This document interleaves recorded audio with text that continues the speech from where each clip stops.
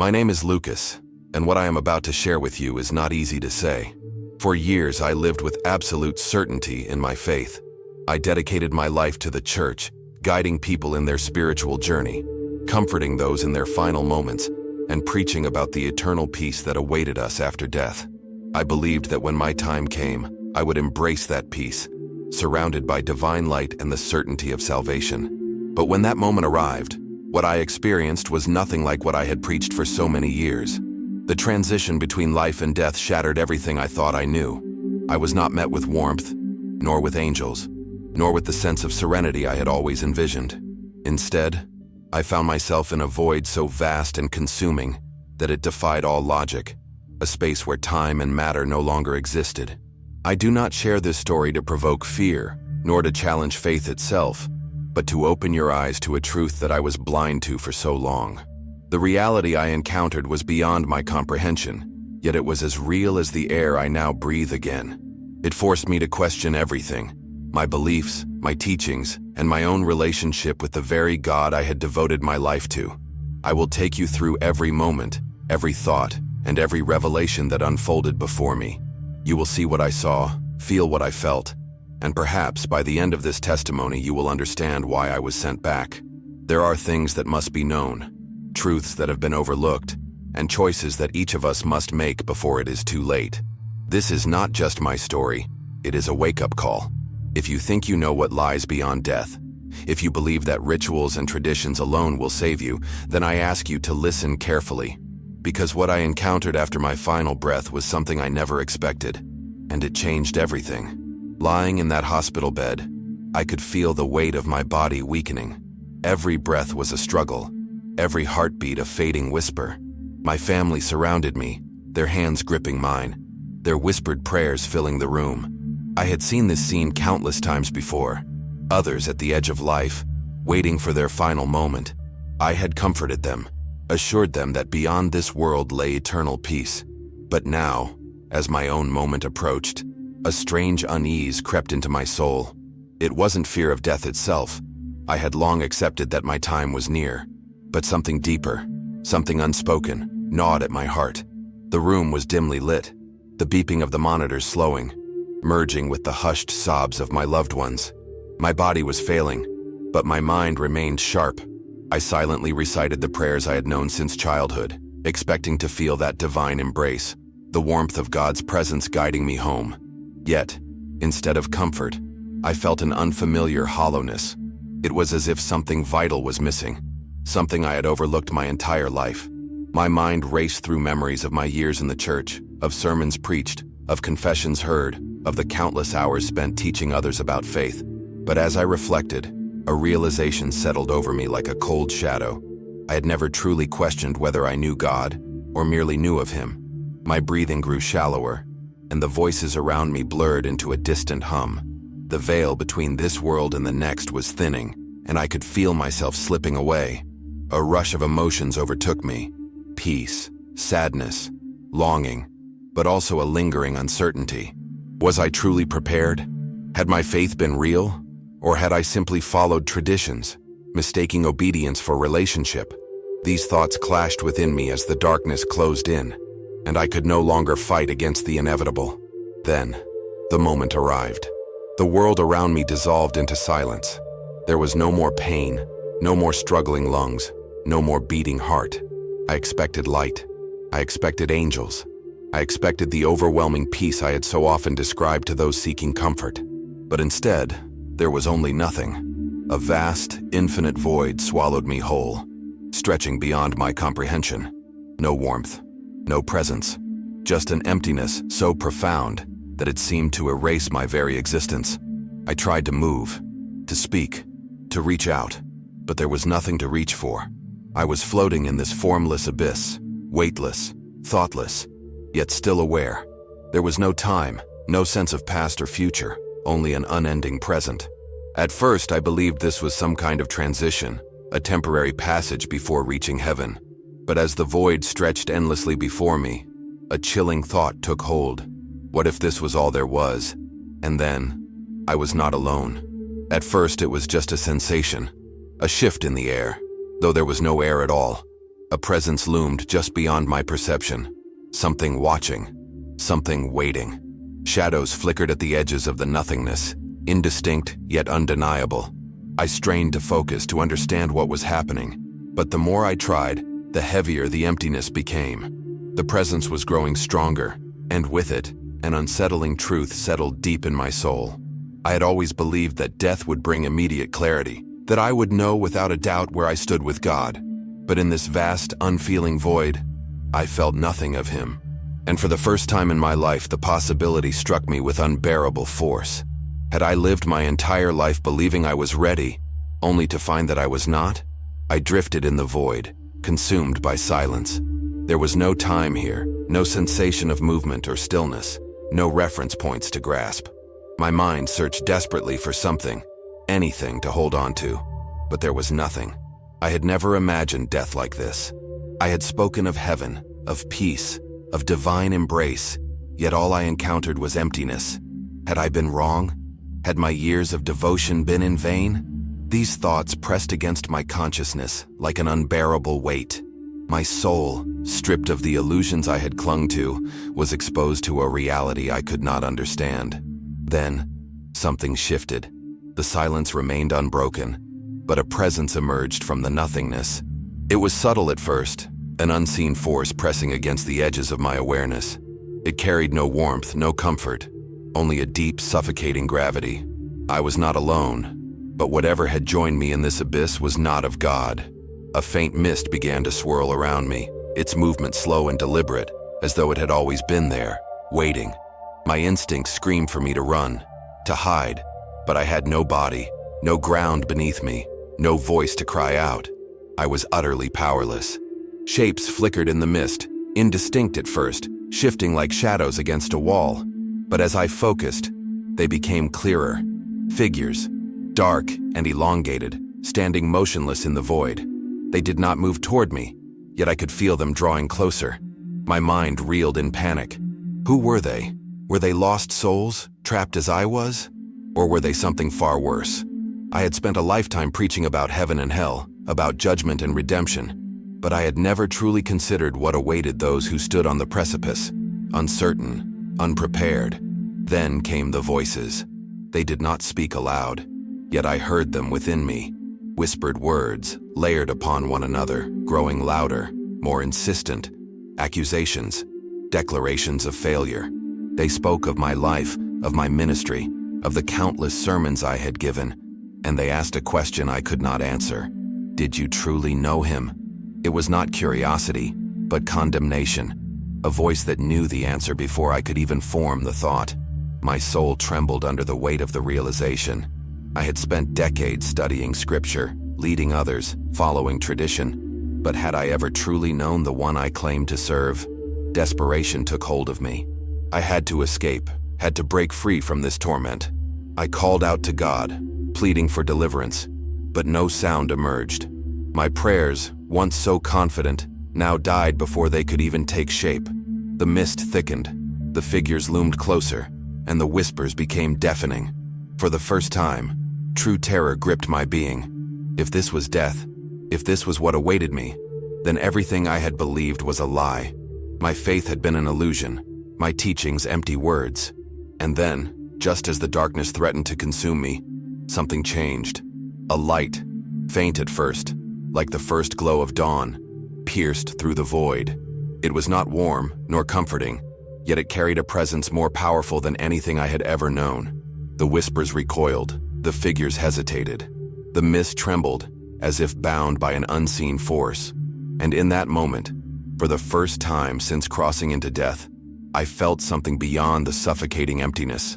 I felt authority. The light expanded, pushing back the shadows. I turned toward it, desperate, yearning. Something deep within me recognized it, not from doctrine, not from teaching, but from something far more ancient, far more real. It was the presence of one I had spoken of my entire life but never truly encountered.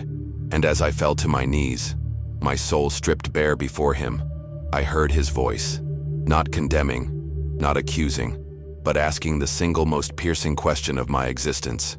Do you know me? The weight of the words shattered me. It was not the question of a stranger but of someone who had always been there, waiting, watching. A voice I had preached about, sung about, prayed to. But had I ever truly known it? The realization struck me with the force of a storm. I had built my life around God, but had I ever let Him build His life within me? Had I followed a path of faith? Or had I merely followed a system, a structure, a comfortable certainty that required no true surrender?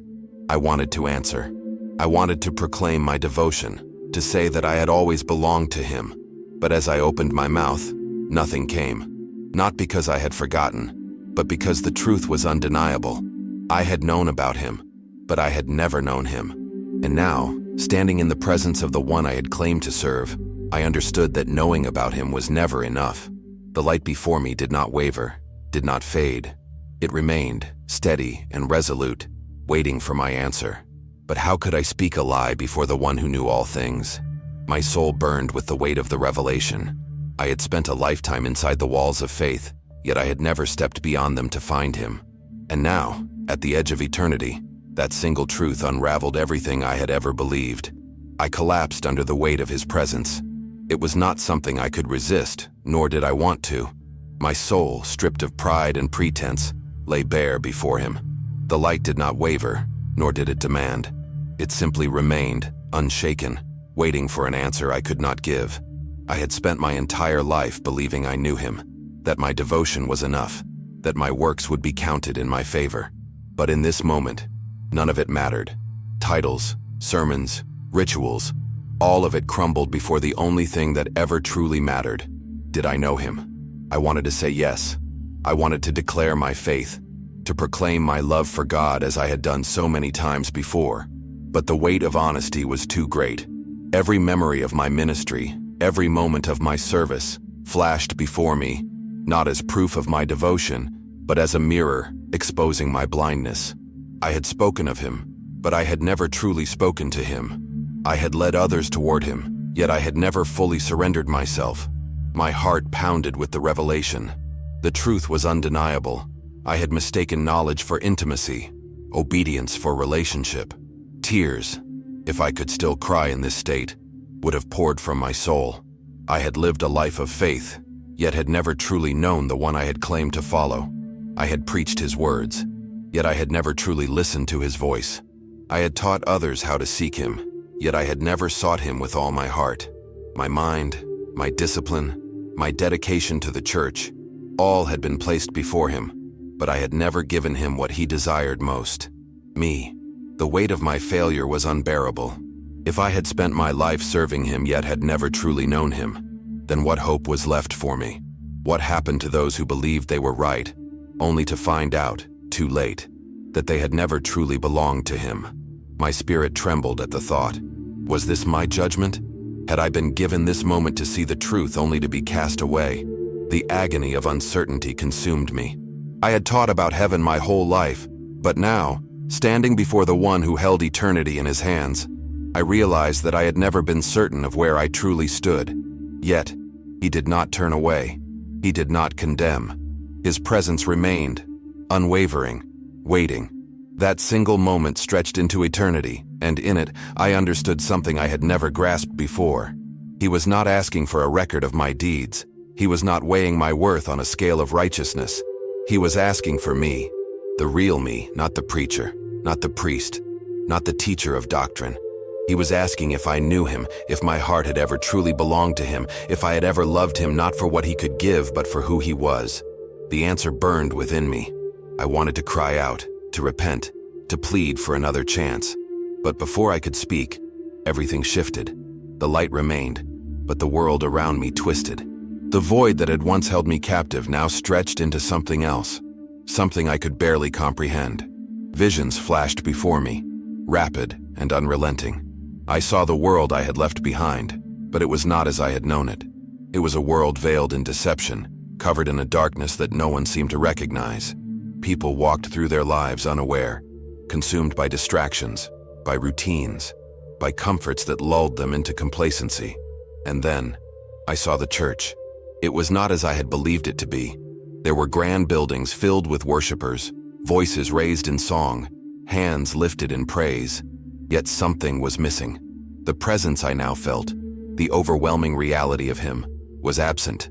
The services were filled with passion, yet they lacked power. The messages were eloquent, yet they lacked truth. I saw leaders, respected and admired, preaching words that sounded holy, yet their hearts were far from him. And worst of all, I saw myself among them. I had been one of them. I had led with sincerity, but I had also led without him. I had focused on teaching, on doctrine, on the structure of faith, but I had neglected the most important thing, true intimacy with the one I claimed to serve. And in that moment, the horrifying truth struck me with unrelenting force. The greatest deception was not rejecting God, but believing you knew him when you never did. I watched as people sat in pews, convinced they were saved, convinced they were right with God, yet completely unaware of how far they had drifted. I saw prayers spoken without conviction, sermons delivered without anointing, worship that moved emotions, but not the spirit. It was a hollow faith, an illusion of devotion that had replaced the genuine pursuit of him. And then, I saw what was coming.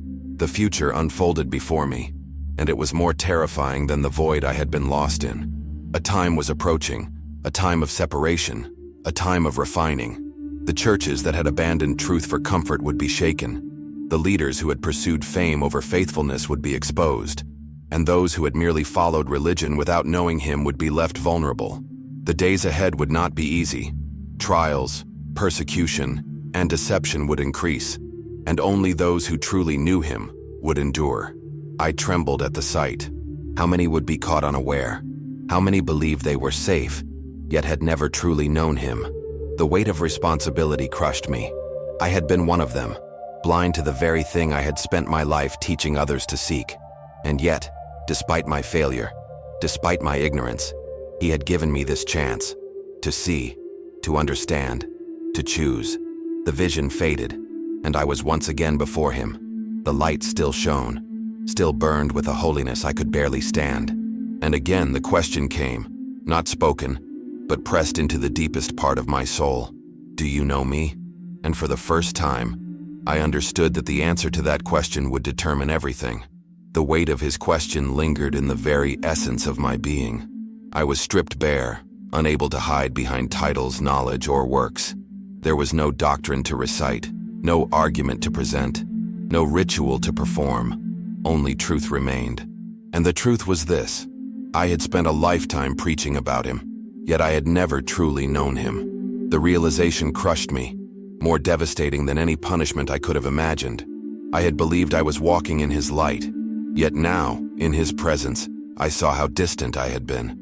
My lips had spoken his name, but had my heart ever belonged to him? Desperation gripped me. This could not be the end. There had to be something I could do, something I could say to prove my sincerity, my devotion. I had dedicated my life to the church. Surely that counted for something. I had helped others find faith, had guided them in their struggles, had sacrificed everything for what I believed to be his service. But now, in the brilliance of his presence, none of it felt sufficient. If he was asking me this question, then it meant something was missing. And if something was missing, then what hope did I have? I wanted to plead for another chance, to cry out for mercy, to promise that if I were given more time, I would seek him with all my heart. But no words came. I could not lie. Not here. Not now. The overwhelming weight of holiness surrounded me, a purity so absolute that it burned away every illusion. And in that purity, I saw the one thing he had desired from me all along. It was not my works, my knowledge, or my sacrifice. It was me, my heart, my love, my surrender. The light did not waver, nor did his presence retreat. He did not accuse me. He did not reject me. He simply waited, his question still echoing in my soul. Time did not exist in that moment, yet it felt as if an eternity passed before I finally understood. He had always been there. He had always been calling me, but I had been too consumed with religion, with duty, with the structure of faith to truly listen. And now, I was faced with the one thing I had never truly considered. If I did not know him, then what had I been following all along? A vision unfolded before me once again. But this time, it was not the world or the church I saw. It was my own life. I watched as if from the outside, seeing myself preach, counsel, pray. I saw the years of study, the moments of doubt, the struggles of leadership. I saw the people who had come to me for guidance, the ones who had trusted me to show them the way. But then, I saw something else. I saw the moments when he had reached out to me, moments I had ignored, dismissed, or misunderstood. I saw prayers I had spoken without truly believing, sermons I had preached without living, acts of devotion that had been empty of true love. The truth was undeniable. I had been close to him in words, but far from him in reality. My faith had been built on knowledge, on tradition, on obedience, but not on relationship. I had followed a path that looked holy, but I had never truly walked with him. And now, I stood before the very one I had claimed to serve, and I could not answer the most important question of all. Terror gripped me. If I did not know him, then what did that mean for me? My soul trembled as the weight of judgment loomed over me. But just as despair threatened to consume me, something changed. The light did not dim, nor did his presence waver, but something within me shifted. I was still standing, still breathing, still aware. If I was here, if I was still before him, then it meant my story was not over. A choice lay before me, one that had always been there, though I had never seen it. I could remain in this state, lost in the illusion of faith without true intimacy, or I could surrender, fully, completely, without reservation, not to a doctrine, not to a system, not to an expectation, but to him. The decision was mine alone, and in that moment, I realized that all my years of devotion had never truly led to this point. I had been looking for God in my works, when he had been waiting for me in my heart. The weight of my failure did not disappear, nor did the years of blindness become undone, but something deeper took root in me, something more powerful than regret, a longing, a hunger, an undeniable need. I did not want to simply know about him. I wanted to know him, not as a distant figure, not as a theological concept, not as the subject of my sermons, but as the very essence of my existence. And in that moment, as my soul burned with desire for the one I had spent my life misunderstanding, I finally opened my mouth, and with all that I was, I whispered the only truth I had left. I want to know you. The moment the words left my lips, the world around me erupted. The light, which had been steady and unshaken, surged forward, consuming everything in its path. The weight of eternity crashed down upon me, not in judgment, but in overwhelming, undeniable presence. It was as if every fiber of my being was caught in the pull of something greater than I had ever known. I was no longer in the void. I was no longer in the space between life and death. I was somewhere beyond time, beyond reality, beyond comprehension. And for the first time since I had crossed over, I was no longer afraid. The shadows that had once surrounded me were gone. The voices that had whispered accusations had vanished. The darkness that had threatened to consume me had been driven away by something so powerful, so absolute, that I could not stand beneath it. I fell to my knees, overwhelmed, undone, shattered by the weight of his presence. This was not the God of my studies. This was not the image I had constructed in my mind. This was not religion. This was him, the source, the creator, the one who had always been. And then he spoke again. But this time, it was not a question. Come. With that single word, everything I had ever believed was rewritten. I had spent my life thinking that salvation was about knowledge, about righteousness, about devotion. But now, I understood. It was not about what I had done. It was about who he was. It had never been about my works. It had never been about my position. It had always been about one thing: relationship. And in that instant, as his voice called me forward, I knew that nothing in my past mattered anymore. The only thing that mattered was the choice before me. Would I step into the unknown, into something far greater than doctrine, tradition, or understanding? Would I surrender not just my beliefs, but my very self? The choice had never been clearer, and for the first time in my existence, I did not hesitate. I took a step forward. The weight of his question lingered in the very essence of my being. I was stripped bare, unable to hide behind titles, knowledge, or works. There was no doctrine to recite, no argument to present, no ritual to perform. Only truth remained, and the truth was this: I had spent a lifetime preaching about him, yet I had never truly known him. The realization crushed me, more devastating than any punishment I could have imagined. I had believed I was walking in his light, yet now in his presence I saw how distant I had been. My lips had spoken his name, but had my heart ever belonged to him? Desperation gripped me. This could not be the end. There had to be something I could do, something I could say to prove my sincerity, my devotion. I had dedicated my life to the church. Surely that counted for something. I had helped others find faith, had guided them in their struggles, had sacrificed everything for what I believed to be his service. But now, in the brilliance of his presence, none of it felt sufficient. If he was asking me this question, then it meant something was missing. And if something was missing, then what hope did I have? I wanted to plead for another chance, to cry out for mercy, to promise that if I were given more time, I would seek him with all my heart. But no words came. I could not lie. Not here. Not now. The overwhelming weight of holiness surrounded me, a purity so absolute that it burned away every illusion. And in that purity, I saw the one thing he had desired from me all along. It was not my works, my knowledge, or my sacrifice.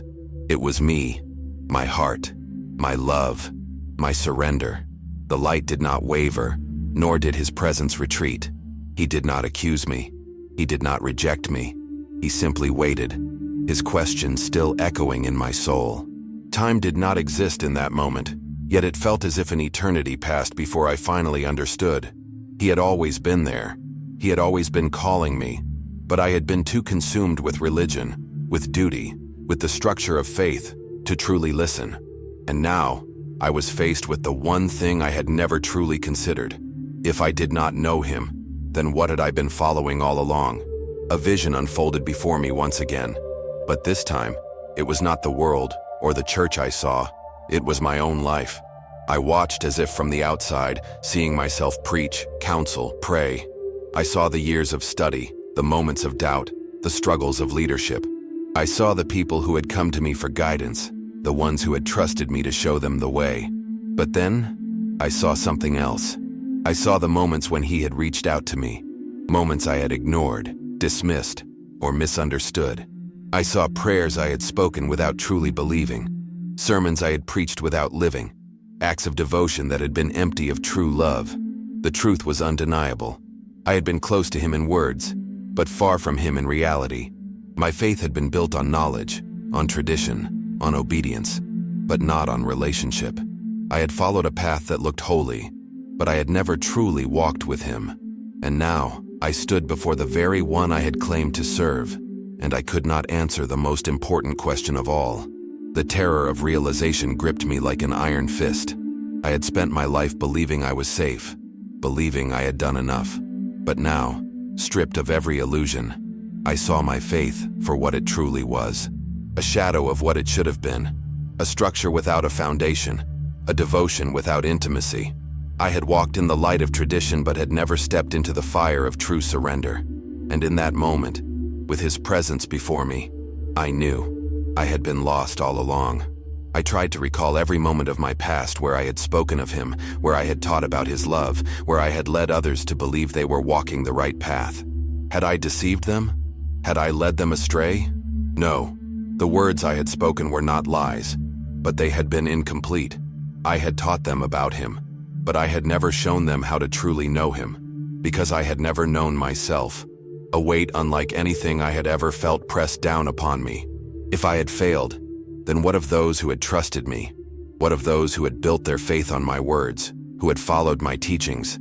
Would they one day stand here as I did now, lost in the void, realizing too late that they had never truly known him? The thought tore through me with unbearable force. I had not only failed myself, I had failed them. Yet in the midst of my agony, his presence remained. He did not turn away. He did not reject me. He simply stood, waiting, his light unshaken. In that moment, I understood something I had never grasped before.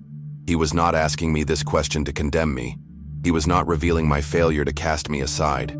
He was giving me something I had never truly known, an opportunity to choose him, not in doctrine, not in service, but in love. A new kind of fear took hold of me, not the fear of judgment, Not the fear of being cast away, but the fear of missing this moment. The fear of letting another opportunity slip through my hands. For years I had been blind, but now my eyes were open. The choice was before me, clear and undeniable. And for the first time in my life, I saw what truly mattered. I fell to my knees, overwhelmed by the weight of my own blindness. My voice trembled as I spoke, not out of obligation, not out of fear, but out of something deeper, desperation. I want to know you. The words were barely a whisper, yet they echoed through the vastness of eternity. And the moment they left my lips, everything changed. A force unlike anything I had ever known surged around me. The light, which had been steady and still, suddenly pulsed with unimaginable power. I felt it move, not toward me, but through me. It did not destroy, did not consume, but it refined. I had thought myself faithful, yet in this moment, I saw what true faith really was. It was not knowledge. It was not service. It was not the act of leading others. It was surrender. And for the first time, I surrendered. Not just in word, not just in thought, but in the deepest part of my being. Every illusion of control, every attempt to justify myself, every piece of pride I had held on to, gone. I had nothing left but him. And in that nothingness, I found what I had been searching for my entire life. I saw glimpses of my past, but they no longer tormented me. They were not reminders of failure, but of grace. Every moment I had ignored him, every time I had chosen duty over relationship, he had still been there, waiting. And now, he was here, calling. Not with anger, not with rejection, but with love. The shadows that had once whispered in the void were gone. The weight of my failure was lifted. The fire of his presence burned away everything that had separated me from him. And as I stood, as I looked into the vastness of his being, I knew. "Come," he said. And this time I did not hesitate. I stepped forward, into the unknown, into the only truth that had ever mattered. The moment I stepped forward, everything around me shifted. The fire of his presence did not consume me. It remade me. Every false belief, every reliance on my own understanding, every illusion of righteousness crumbled to dust. I had spent my life thinking that faith was about knowledge, about obedience, about leading others toward God. But now, standing in the fullness of his presence, I understood the one truth that had eluded me all these years. Faith was not about what I had done for him. It was about whether I had ever truly known him. The weight of that truth settled deep in my soul. How many people lived as I had lived? How many believed that their devotion, their service, their religious works would be enough? How many would one day stand where I stood now, realizing too late that they had spent their lives in the illusion of faith, rather than in true relationship? The thought gripped me with an urgency I had never felt before. I had always believed that I was leading people to God, but was I leading them to him, or merely to the framework of religion that surrounded him? Visions unfolded before me once again. I saw the world, not as it appeared, but as it truly was. There were those who truly knew him, those whose lives were marked not by titles or tradition, but by intimacy with the Creator. Their faith was not built on ritual, but on surrender. Their love for him was not an obligation, but a burning, all-consuming desire. They were few, hidden in plain sight, unnoticed by the world, but deeply known by him. And then, there were the others, the multitudes, the ones who called themselves faithful, yet had never truly known the one they claimed to follow. They filled churches, they sang songs, they spoke his name, yet their hearts were far from him. A deep sorrow filled me as I watched. I had been one of them. I had thought that knowledge was enough, that my years of study and service would secure my place with him. But I had been blind, and now I saw. So many were walking the same path, never realizing the danger until it was too late. They believed they were safe, yet they were lost. And worst of all, many of them would never even realize it. But there was hope. The light before me pulsed, radiating a love so intense it was almost unbearable. This was why I had been brought here, not for condemnation, not for despair, but for revelation. If my eyes had been opened, then others could still be awakened. The deception that had held me captive did not have to hold them as well. There was still time, but only for those who chose to see. A sense of urgency burned within me. I had wasted so much time. I had devoted my life to the idea of God rather than to God himself. But now, everything was different. There was no going back to the life I had lived before. If I was to return, if I was to wake up in the world of the living again, then I could not remain silent. This truth had to be spoken, had to be declared, no matter the cost. I turned toward the light, toward the one who had stripped me of everything false and left me with only the truth. My heart trembled with the weight of the choice before me. If I had been given this chance to see, then I could not waste it. If I was to return, it could not be for my own sake. It had to be for those who were still asleep, still blind, still believing that their faith was enough when, in reality, they had never truly known him. Then, he spoke again. His voice was not loud, not harsh, yet it carried more weight than anything I had ever heard. It resonated in the deepest part of my being, undeniable and absolute. Go. I knew what he meant. I had been given a glimpse of reality, a truth that few ever encountered. And now I had a choice, to carry that truth back with me, to speak it, to warn those who still had time to awaken, or to remain, to rest in his presence, to leave the world behind and embrace the eternity that stretched before me. I longed to stay. The peace, the presence, the overwhelming love that surrounded me. It was unlike anything I had ever known. There was no pain here, no doubt, no suffering. For the first time in my existence, I was whole. But as I stood in the presence of the one who had called me, I knew that my task was not yet complete. There were still those who needed to hear, who needed to see, who needed to wake up before it was too late. I bowed my head, my soul trembling with the weight of my answer. I did not know what awaited me on the other side. I did not know if people would believe me, if they would listen, if they would understand. But none of that mattered anymore.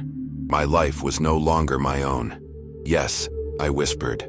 And with that single word, everything around me shattered. The light, the presence, the vastness of eternity, all of it collapsed into a single moment. I felt myself being pulled, dragged, torn from the infinite back into the finite. The peace I had known slipped away, replaced by something harsh, something heavy, something I had once called life. Pain erupted through me, a sharp, unbearable sensation as air filled my lungs once more. I gasped, my body jerking violently. The sound of voices filled the space around me, urgent, frantic, disbelieving. My eyes fluttered open, blinded by the harsh fluorescent lights above me. I was back, I was in a hospital, and I was alive. The room was chaos. Machines beeped wildly. Doctors and nurses rushed around me. My family sobbed in disbelief. Someone shouted that I had no pulse just moments ago. Someone else whispered that it was impossible. But I knew the truth. I had been gone. I had seen what lay beyond. And now, against all logic, I had returned. I tried to speak, but my throat was dry, my voice weak. My mind struggled to grasp what had just happened. One moment, I had been standing in the presence of the Almighty. The next, I was gasping for breath in a body that should have been dead. But there was no time for shock, no time for questions. There was only one thing that mattered now. I had to tell them. I had to tell everyone. I lay there, gasping, my body weak, my mind struggling to grasp the weight of what had just happened. The fluorescent lights above me were harsh, too bright, too unnatural compared to the presence I had just left. My chest rose and fell in shallow, uneven breaths, my heart pounding against my ribs as if trying to prove that it was truly beating once more. Voices filled the air, urgent and frantic. I could hear my family sobbing, their hands clutching mine. Doctors and nurses spoke in hushed, disbelieving tones, their words blending into a distant hum. They were trying to make sense of what had just occurred, but they couldn't. None of them could, because they had not seen what I had seen. They had not stood before him. I tried to speak, but my throat was dry, my body too weak to form words. I needed them to know. I needed them to hear what I had just experienced, what I had just learned. But how could I explain it? How could I take something so vast, so beyond human comprehension, and reduce it to mere words? The question burned within me, pressing against my soul with an urgency I had never felt before. I had been given a second chance, not for myself, but for them. For those still asleep, still blind, still believing they were safe when, in reality, they had never truly known him. A nurse leaned over me, checking my vitals, her face pale with shock. You weren't breathing," she whispered. "You were gone." She wasn't asking me a question. She was stating a fact. I had been dead. And yet, here I was, breathing, conscious, aware. The impossible had happened, but I knew better than to call it impossible. This was not a medical miracle. This was a command, a mission, a calling. I forced my lips to move, my voice barely more than a whisper. "I saw him." The words left me in a breath, but they carried more weight than anything I had ever spoken in my life. My family gasped. Some of them wept harder. Others simply stared, unable to process what I had just said. But I could see it in their eyes. The doubt, the fear, the hesitation. They were relieved that I was alive, but they did not yet understand why I had returned. I tried to sit up, but my body protested, still weak from whatever had just happened to me. My muscles ached, my chest felt heavy, but none of it mattered. I had no time to rest, no time to recover. The moment I had been given was fleeting, and I had to use it while I still could. I needed to speak. I needed to tell them what I had seen. Gathering what little strength I had, I whispered again, this time with more urgency. "You don't understand. I was there. I saw him. And he asked me a question." My voice trembled as I said it. The memory still fresh, still seared into my very soul. The weight of that moment, of that single question, had changed everything. It had shattered every illusion, every false sense of security I had ever held. And now, I had to share that truth no matter what it cost me. The room fell into an eerie silence. My words hung in the air, heavy, undeniable. My family looked at me as if they wanted to believe me but didn't know how. The doctors, the nurses, they glanced at one another, their faces filled with skepticism. They were trained to believe in science, in logic, in things that could be explained. But what had happened to me defied all explanation, and I could see it in their eyes. They were afraid of what my words might mean. I took a slow, shaky breath, feeling the weight of their stares pressing down on me. I knew what they were thinking. Maybe I had imagined it. Maybe it was a dream, a hallucination, a trick of the mind brought on by oxygen deprivation. But I knew the truth. It had been more real than anything I had ever experienced in my life. And I could not, would not, allow their doubt to silence me. I turned to my family first, searching their faces, looking for something, anything, that showed they were truly listening. "He asked me a question," I repeated, my voice stronger this time. And it was the only question that mattered. My mother clutched her chest, her eyes wide with fear and wonder. My father swallowed hard, his expression unreadable. Others in the room shifted uncomfortably, as if something in them knew I was telling the truth but did not want to face it. "He asked me if I knew him," I continued, my voice breaking under the weight of those words. Not if I had served him, not if I had preached about him, not if I had followed the rules. He asked if I knew him, and I couldn't answer him. My own words sent a fresh wave of sorrow through me. Even now, even after everything, the pain of that realization was still raw. It would never stop haunting me. The silence in the room deepened. No one spoke. No one moved. Some of them understood the gravity of what I was saying. Others did not.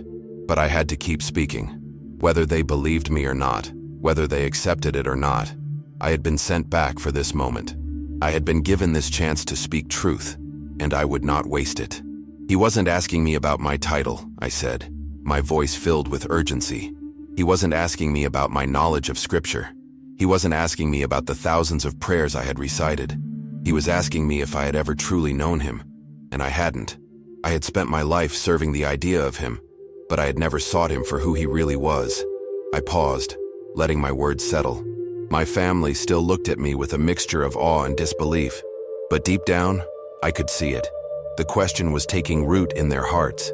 It was the question that no one wanted to ask themselves, the question that unraveled everything. And then I said the only thing that truly mattered. "And now I have to ask you, do you know him?" The weight of my question filled the room, pressing down on everyone like an unseen force. I could see it in their faces. The fear, the hesitation, the struggle to push it aside. Some looked down, avoiding my gaze. while others shifted uncomfortably, as if my words had unearthed something they weren't ready to face. But I could not stop now. The urgency in my soul was too great. I had been given this moment and I would not waste it. Tears welled in my mother's eyes, her lips trembling as if she wanted to say something but couldn't. My father's hands were clenched into fists at his sides, his jaw tight, his expression unreadable. Other voices in the room whispered among themselves, some in concern, some in disbelief. The doctors and nurses, though still standing by, were beginning to back away, as if whatever was happening here was beyond their understanding. "I know what you're thinking," I said, my voice hoarse but steady. "You want to believe this was just a dream, that it was my mind playing tricks on me, that I was hallucinating because I was close to death. But you know that's not the truth, because deep down, you feel it too. You feel the weight of this question pressing against your soul, just like it pressed against mine." A shaky breath escaped me, my body still weak from everything I had just endured, but I forced myself to keep going. I stood before him, I continued, and in that moment, everything I thought I knew was stripped away. My titles didn't matter. My years of service didn't matter. The prayers I had memorized, the scriptures I had studied, the sermons I had preached, none of it mattered. The only thing that mattered was whether I had truly known him, and I hadn't. A choked sob escaped my mother, her hands flying to her mouth as she struggled to contain the emotion rising within her.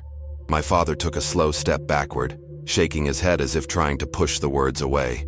But I could see the truth in his eyes. He had spent his whole life believing he was on the right path, and now, he wasn't sure anymore. "You think you have time," I said, my voice growing heavier. "You think that because you go to church, because you pray before meals, because you believe in God that you are safe. But I am telling you now, you can do all those things and still never know him. You can follow the rules and still never have a real relationship with him. And one day you will stand before him, just like I did, and he will ask you the same question." The air in the room was thick with tension. No one spoke, no one moved, but I could feel the shift happening. Some were beginning to understand, others were still afraid, but the truth was no longer something they could ignore. I took a deep breath, my chest aching, my body still struggling to recover from what had happened. But my spirit, my soul, had never felt more alive. I had never spoken with such conviction, such certainty, not in all my years of ministry, because before I had been preaching words. Now I was speaking truth. I was given a choice, I continued, my voice steady despite the weakness in my body. When I stood before him, I knew I was unworthy. I knew I had spent my life serving an image of him instead of him, and yet he gave me the chance to come back, not for my sake, but for yours. For all of you who are still asleep, still living under the illusion that you are safe when in reality you are not. A heavy silence filled the space. Some of them wanted to believe me. I could see it in their faces. But belief would require change, and change was terrifying. To accept what I was saying meant that everything they had built their faith on had to be re-examined. It meant they had to confront the possibility that they had been wrong, and most people were not ready for that. I swallowed hard, pushing past the emotion that threatened to overwhelm me. "You don't have to believe me," I said, my voice softer now.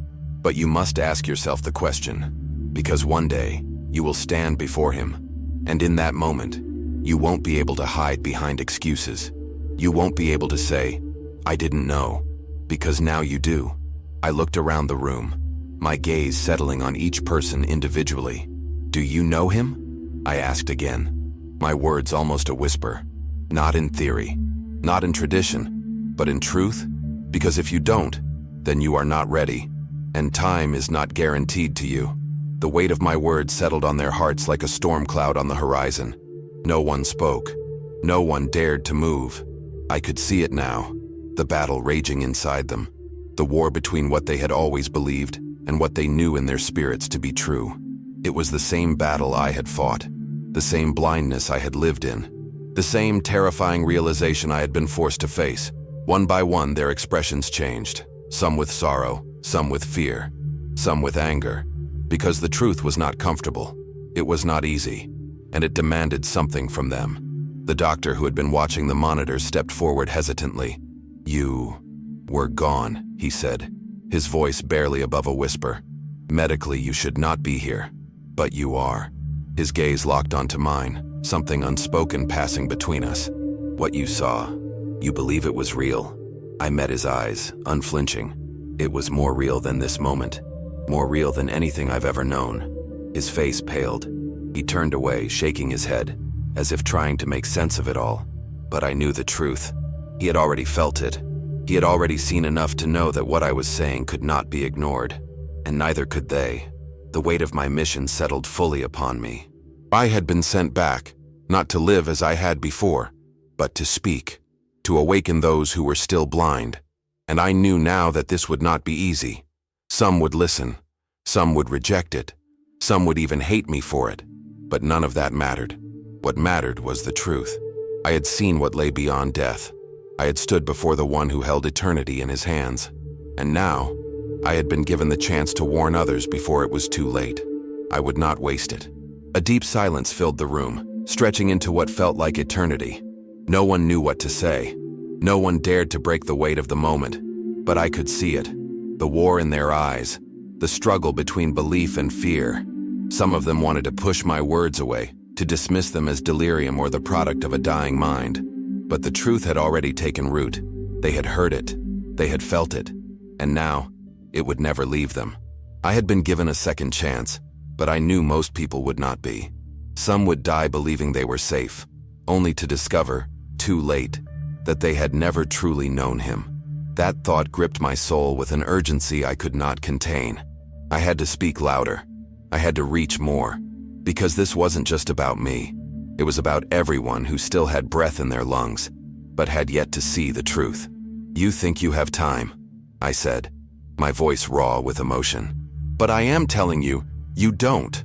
My father flinched at my words. My mother wiped away silent tears, and the doctor who had once dismissed me now stood frozen, his hands clenched into fists at his sides. I turned to each of them, letting my gaze settle on every person in the room. One day, you will be where I was. And when that moment comes, nothing else will matter. Not your job, not your reputation, not your achievements. The only thing that will matter is whether you knew him. A breath shuddered through me, and for the first time since I had returned, I felt it. The weight of heaven pressing against the world of the living. It was as if eternity itself was holding its breath, waiting for them to respond, waiting for them to choose. You don't have to believe me, I said, my voice barely above a whisper. But ask him yourself. Seek him while you still can. Because the day will come when the question is no longer yours to answer. And with that, the choice was no longer mine. It was theirs. The weight of my words settled into the silence, but I knew that my mission was not over. The truth had been spoken, but now, each person who had heard it had to decide what to do with it. That was the terrifying part. Choice. Because knowing the truth was not enough. Hearing it was not enough. Even believing it was not enough. The only thing that mattered was what they did next. I had been given a second chance, but most people would not be. And that reality burned inside me like a fire that could never be extinguished. This was not just a story. It was not meant to inspire emotion for a fleeting moment before being forgotten. This was a call to wake up. A call to choose him before it was too late. If you are still breathing, then you still have time. But time is not infinite. No one is guaranteed another day, another moment. I had believed I was ready until I stood before him and realized the terrifying truth. I wasn't. And that is why I had to come back. To tell you what I had seen. To ask you the question that will one day determine everything. Do you know him? Not in theory, not in tradition, not in words spoken from memory. Do you truly know him? Because one day, he will ask you. And when that moment comes, there will be no second chances, no explanations, no justifications, only truth. This is not about religion. It is not about how often you go to church. It is not about how much scripture you can recite. It is about relationship, and that relationship is open to you now if you will seek him. But you must do it with all your heart. Not tomorrow, not someday, now. If this message has spoken to you, if you feel that weight pressing against your heart, do not ignore it. He is calling you. He has always been calling you. The question is, will you answer? If you are ready to seek Him, start today. Don't wait. Open your heart. Speak to Him, not through rehearsed prayers, but through truth. Ask Him to reveal Himself to you, and He will. And if you don't want to walk this journey alone, if you want to continue discovering the truth and deepening your faith, then join me. Subscribe to this channel and follow this path with me, not just to listen, but to walk this journey together, to seek Him, to know Him, to follow Him, because at the end of everything, this is the only thing that matters. Thank you for allowing me to share this with you. Thank you for listening, for opening your heart, for daring to face the question that most people avoid. I pray that you will find Him, that you will truly know Him, because He is waiting for you, and I will be here, walking this path with you. God bless you, and I'll see you soon.